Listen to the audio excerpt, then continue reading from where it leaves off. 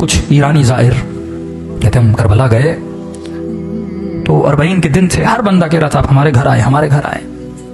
कहते हमें जल्दी करबला पहुंचना था, हम नहीं रुके।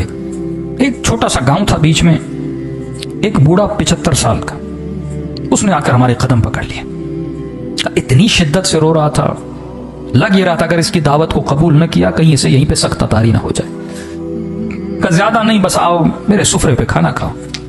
अगर तू मेरे सुफरे पे खाना खाएगा मैं ऐसे महसूस करूंगा कि गोया हुसैन मेरे घर में मेहमान बन के आए हैं। खुलूस। हमने कहा बूढ़ा है, हमने कहा ठीक है खाना खाएंगे पर जल्दी निकल जाएंगे। ठीक है 1-2 घंटा आराम करो, अपनी जोराबे दो, मेले कपड़े दो, वो भी धुलने के लिए देता हूँ, थोड़े फ्रेश हो जाओगे, 2 लुकमे खाने खाओ, मुझ गरीब का दिल खुश हो जाएगा। कहते हैं उसके घर हम चले गए, उसने कहा ठीक है मैं 1 घंटे में खाना तैयार करता हूँ। हम थोड़ा कमर सीधी करके बैठ गए। उस बूढ़े के घर की दीवार के ऊपर एक पेंटिंग लगी थी। पेंटिंग थोड़ी अजीब थी जिसने हमें अपनी तरफ खींचा।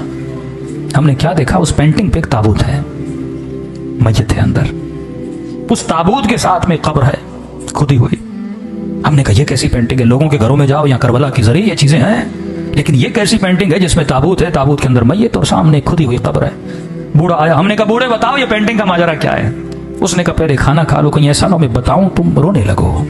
मौला के जाहिर हो, सुकून से खाना खाओ। इसरार किया कर नहीं, खाना खाओ। खाना खा लिया हमने कहा बता, ये जो ताबूत देख रहे हो ये मेरा ताबूत है, ये जो कब्र देख रहे हो ये मेरी कब्र है। एक दिन मैं मर चुका था, मेरा जनाजा ताबूत में था, इसी तरह मेरी कब्र खुदी हुई थी। आज जो मैं तुम्हारे सामने जिंदा हूं ना, ये हुसैन की दुआ का नतीजा है।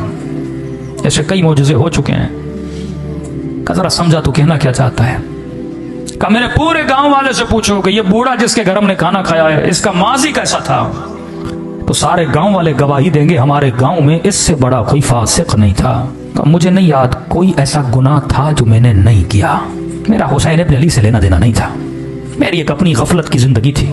सद्दाम वासिल जहन्नुम हुआ, 40 का सिलसिला शुरू हुआ। मैंने देखा जोक दर जोक कुछ लोग हैं जो करबला हुसैन की ज़ियारत के लिए जा रहे हैं। मेरा दिमाग तो था ही शैतानी ना। मैंने कहा जाता हूँ इन ज़ायरों को लूटता हूँ, किसी का मोबाइल लूटूंगा, किसी के पैसे लूटूंगा, थके हुए टूटे हुए सो जाएंगे, लूट लूंगा। कहता निकला अपने इरादा लेकर, चाय की सबीलें, खाने की सबीलें, मौकब पे मौकब लगा हुआ। दिल किया कि चाय पीऊं।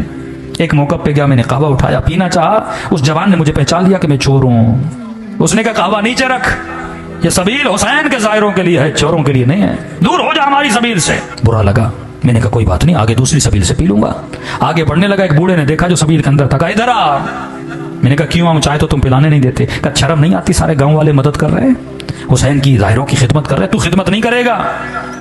मैंने कहा क्या करूं। अब कहता मैं हुसैन को जानता नहीं, मानता नहीं, कोई गरज नहीं, कोई लालच नहीं। मैंने कहा ऐसे क्या मदद करूं। कहा देख चाय बना रहे हैं, चीनी खत्म हो गई, 2 किलो चीनी लेकर आ। मैंने कहा ठीक है। बगैर गरज के ना आप न्याज करते हो, जहन में कोई सोच है ना, मौला हुसैन मदद करेंगे, कब्र में कयामत में सैयदा को अजर देंगी मेरे आंसुओं के बदले। कहता नहीं मेरा कोई जहन में पस मंजर नहीं। मैं गया, 2 किलो चीनी ली। वापसी पे एक और सबील थी जहाँ चाय चल रही थी। मैंने कहा चाय यहाँ पीऊं फिर जाऊंगा। उसने बोला भी तो उसकी चाय नहीं पीऊंगा। इज्जत नफ्स ने मुझे रोका। मैंने चीनी इसके टेबल पर रखी, चाय पीना चाहिए। उस सबील वाले ने समझा मैं उसके लिए लेकर आया हूँ। उसने कहा मौला का जाहिर चीनी लेकर आया है। मैं रोक न सका, बता न सका कि आपके लिए नहीं अगले वाले के लिए। उसने उठा ली, मैंने कहा कोई बात नहीं, 2 किलो और लेता हूं। आगे बढ़ा, कहता है कज़ा पूछ के नहीं आती। आज मजमे में बैठा अगर मोमिन ये समझ रहा है ना 2 साल के बाद मरूंगा, 10 साल के बाद मरूंगा, ये तेरी भूल है। सेकंड लगते हैं रूह को बदन से निकलने में। कहता सीने में तकलीफ हुई, जमीन पे गिर पड़ा। अचानक देखा रूह निकल चुकी है, बदन जमीन पे पड़ा हुआ है। लोग दौड़े दौड़ा चेक किया कि बंदा मर चुका। का इतना फासिक था, मेरे जनाजे को कंधा देने के लिए मेरे रिश्तेदार तैयार नहीं थे। 4 मजदूर ढूंढे, उन्होंने कंधा दिया। समझ रहा था ख्वाब देख रहा हूं, लेकिन जब अपनी खुदी हुई कब्र को देखा, ताबूत पे अपने जनाजे को देखा, मैंने कहा ख्वाब नहीं, मर चुका है। कहता इस आलम में परेशान खड़ा था, किसे पुकारूं। बंदा कुछ करे तो अल्लाह को पुकारे ना, न खुदा को सही से मानता था। कहता है कब्र के किनारे पे 2 अजाब के फरिश्ते खड़े थे, हाथ में गुर्ज लिए। इतनी हैबत थी इनके वजूद में, जब देखते थे गोया मेरे अंदर से जान को खींच लेते थे। समझ गया उतरूंगा, कब्र का दरवाजा बंद होगा, अजाब शुरू हो जाएगा। कहता मेरा वजूद कांप रहा था, किसे पुकारूं, कौन आएगा मदद के लिए। इतने में मेरे पीछे से एक मीठी सी आवाज आई, और आवाज ने मलाइकों को मुखातब किया, आए मलाइकतुल्लाह, मेरे दोस्त को डरा क्यों रहे हो। मैंने कहा कौन है इस आलम में मुझे अपना दोस्त कह रहा है।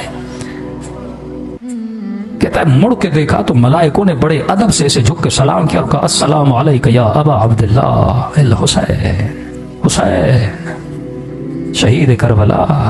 हुसैन ने मुझे अपना दोस्त कहा। मुझसे ज्यादा मलाइकों ने ताज्जुब किया। मौला ये रहा इसका नाम अमाल, दूर दूर तक आपके किरदार किसके अंदर खुशबू नहीं है, ये आपका दोस्त कैसे बना? इमाम ने कहा अगर दोस्त न होता मेरी सबील पे 2 किलो चीनी न देता। कौन देता है बेगरज किसी को कोई चीज?